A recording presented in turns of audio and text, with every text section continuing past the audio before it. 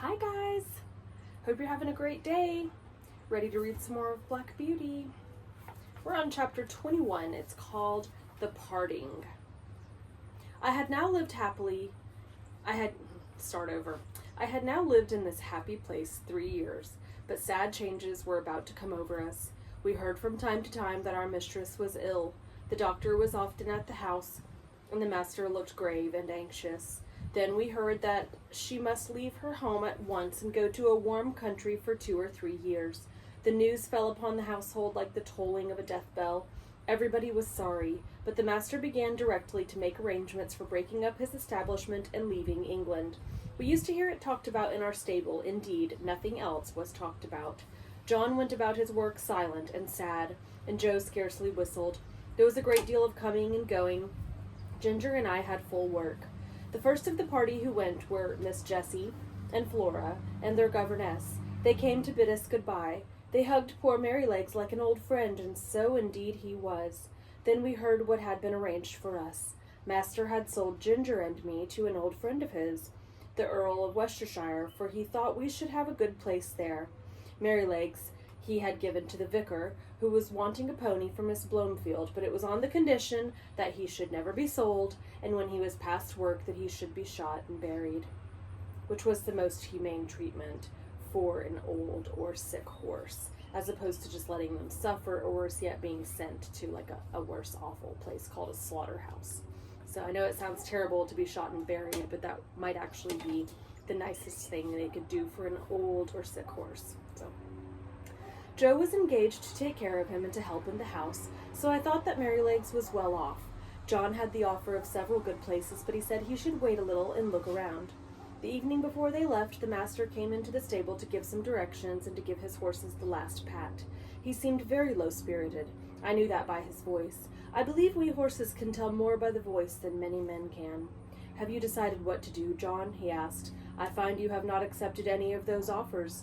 "No, sir. I have made up my mind that if I could get a situation with some first-rate colt breaker and horse trainer, it would be the right thing for me. Many young animals are frightened and spoiled by wrong treatment, which need not be if the right man took them in hand.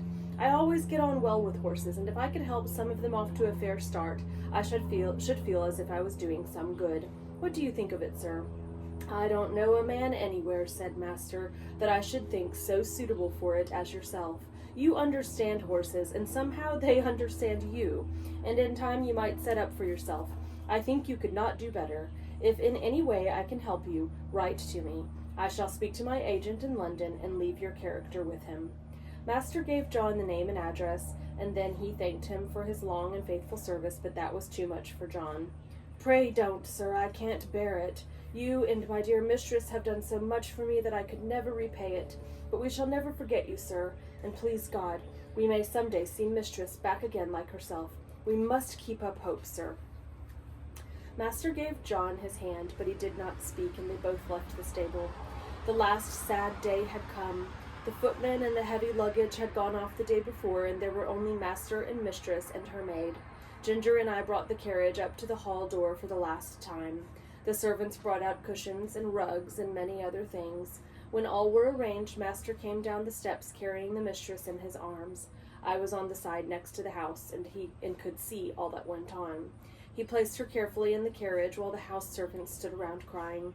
"Goodbye again," he said. "We shall not forget any of you," and he got in.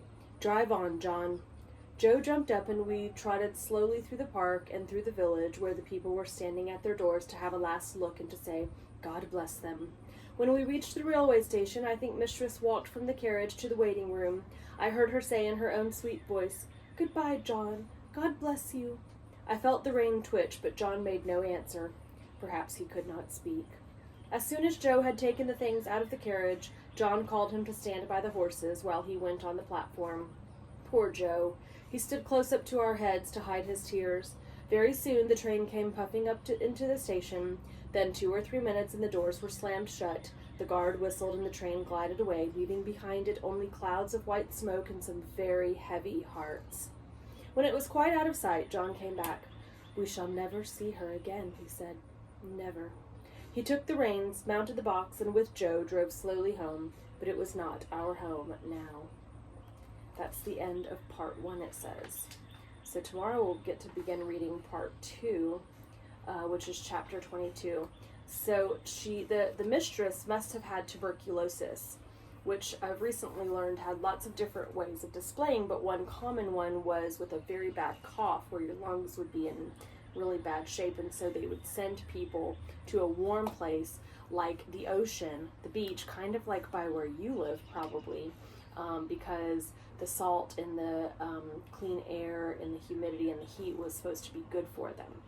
So that's really sad that they all had to leave, and that Black Beauty and Ginger and Merrylegs had to be separated and couldn't live in that good home anymore. So we'll see what part 2 brings tomorrow. All right, bye girls.